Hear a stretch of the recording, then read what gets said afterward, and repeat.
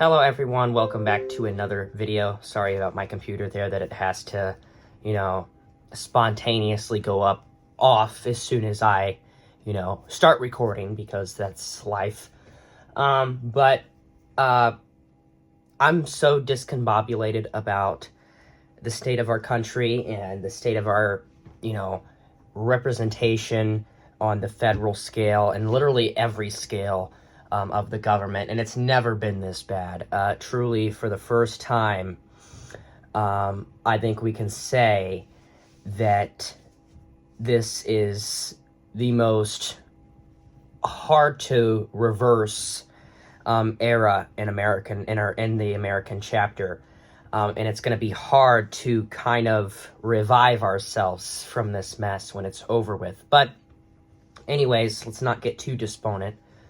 But anyways, I'm sure you've seen this video if you've been keeping along with the kind of, state of politics, and there it goes again. To hell with that shit.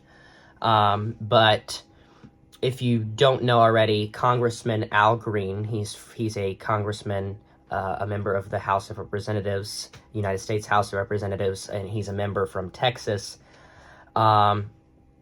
shouted during Donald Trump's address to Congress, joint session is what he called it.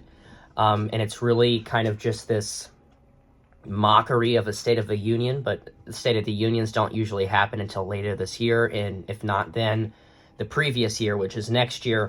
They don't usually happen this soon into a presidency, but Donald Trump, for some reason, decided he wanted to hold one to boast about all these amazing accomplishments that he has, aka writing and literally vitiating any possible fumes that he's rode of Biden's recovery from the pandemic that Donald Trump left us off with, which started inflation, and Biden got the blame for it for 4 years, and then now that it's even higher from when, Biden was president, you don't hear the Republicans complaining at all about it, actually. I mean, they might complain about it, but it's not the president's fault all of a sudden, even though Donald Trump is doing things to stoke inflation and invigorate inflation, like tariffs, trade wars with other countries, and cutting programs that we rely on just to fund to the rich, which adds more to our debt. But anyways, I'm getting way too off track here and kind of need to reel myself back in to the point. But the representative from Texas was causing, I guess you can say, a disruption, and stood up and protest, a peaceful protest, which is something you don't see on the other side. Especially this, I'll show this clip real quick of this Republican representative ripping a sign out of a female representative's hand, a Democratic representative who held up a sign that says "This is not normal," amidst all of the chaos and commotion around us, surrounding us in this country right now, because it's not normal. And he pulled that out of her hand. He ripped it out of her hand violently, thus proving her point that this is not normal. This is in fact not normal, and it's never been the case ever. This has never happened before.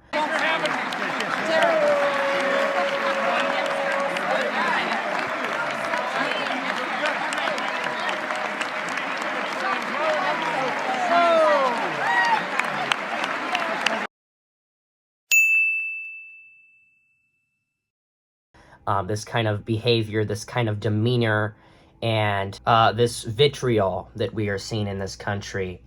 But we saw no condemnings from the right of that, pulling a sign out of her hand and yanking it and ripping it up and throwing it on the floor. But they decided to censure Representative Green for standing up a few times, not even throughout the whole thing. He stood up, I think, once actually, to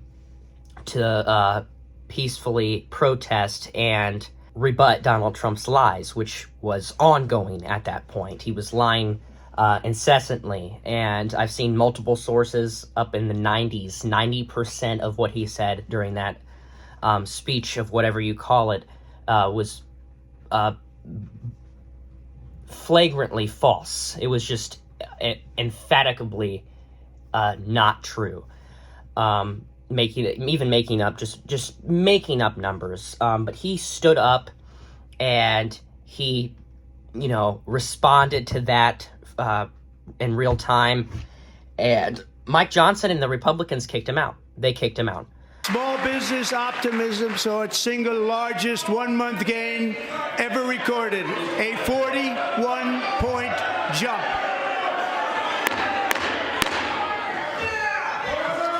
Members are directed to uphold and maintain decorum in the House and to cease any further disruptions. That's your warning.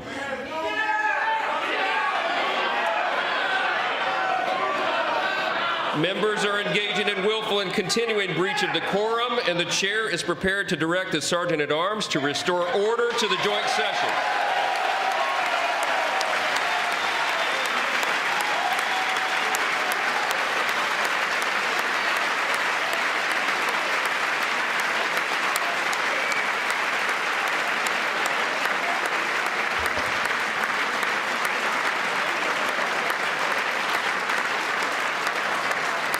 Mr. Green, take your seat.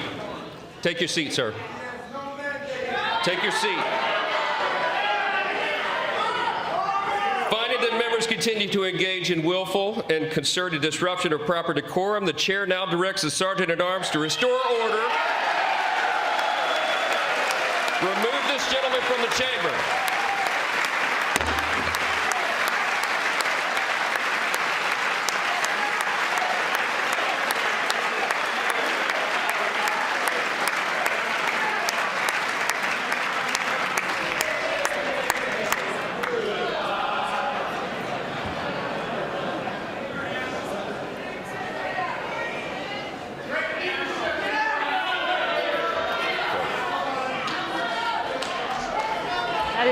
That is Congressman Green of Texas, 77 years old. He is being escorted out of the chamber. Talk about free speech. This is a little PS note I have, that they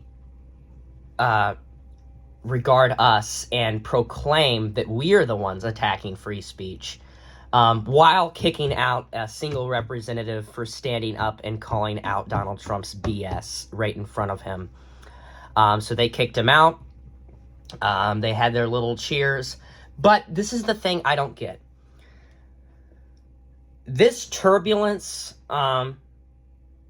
happened all throughout Biden's presidency, okay? All throughout Biden's presidency. Some of my Republican friends want to take the economy hostage. I get it, unless I agree to their economic plans.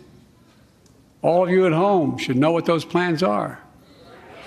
Instead of making the wealthy pay their fair share, some Republicans want Medicare and Social Security to sunset. I'm not saying it's a majority. Let me give you, anybody who doubts it, contact my office. I'll give you a copy. I'll give you a copy of the proposal. That means Congress doesn't vote. Well, I'm glad to see you. And I tell you, I enjoy conversion. It means if Congress doesn't keep the programs the way they are, they'd go away. Other Republicans say, I'm not saying it's a majority of you. I don't even think it's even a significant, but it's being proposed by individuals. I'm not politely not naming them, but it's being proposed by some of you. Look, folks, the idea is that we're not going to be moved into being threatened to default on the debt if we don't respond. Folks,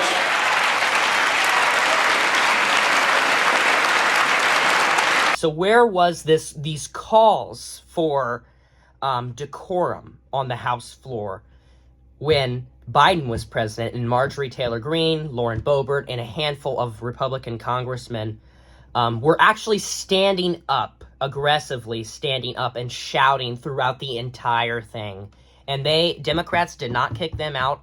Not only that, but they did not get any scorn from their own party, because that was completely fine when they disrupted Biden throughout the entire time and heckled him the entire time throughout 4 years, 2022, 23, and this year.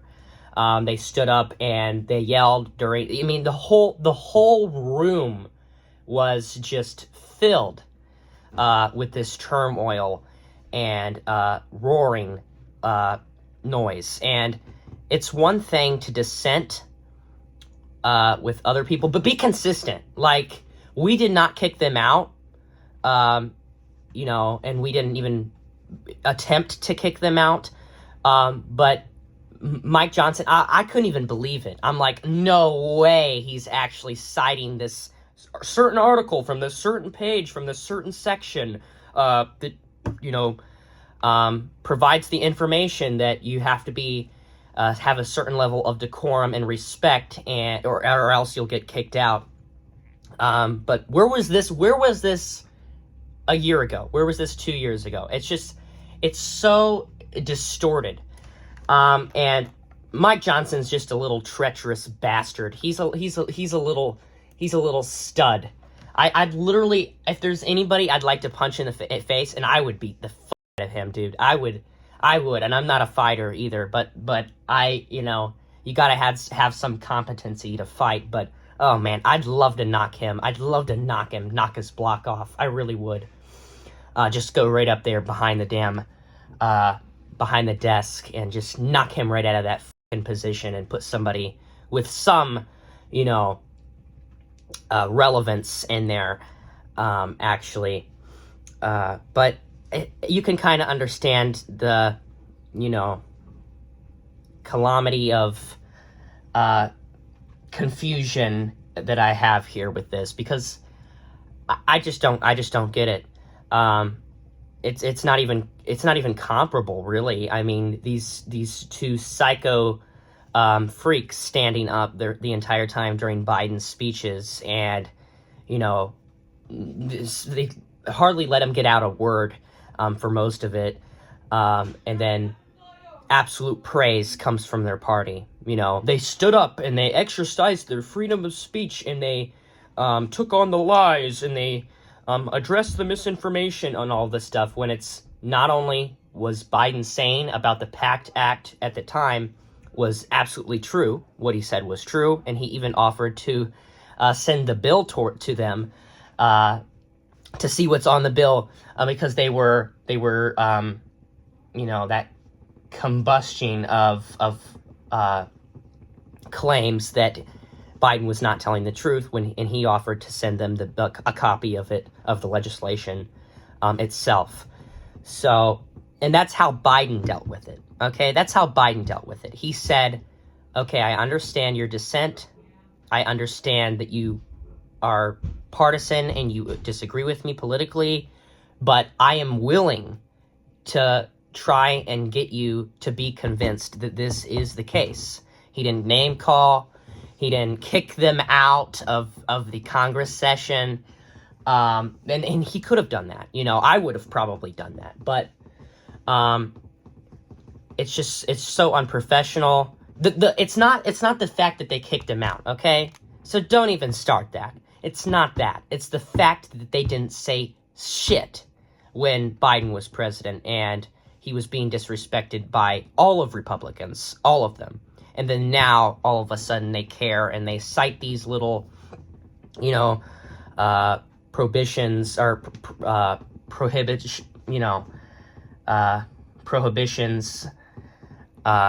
that, don't allow this. And then they follow the rules and follow the norms and the standards only when it is convenient to them.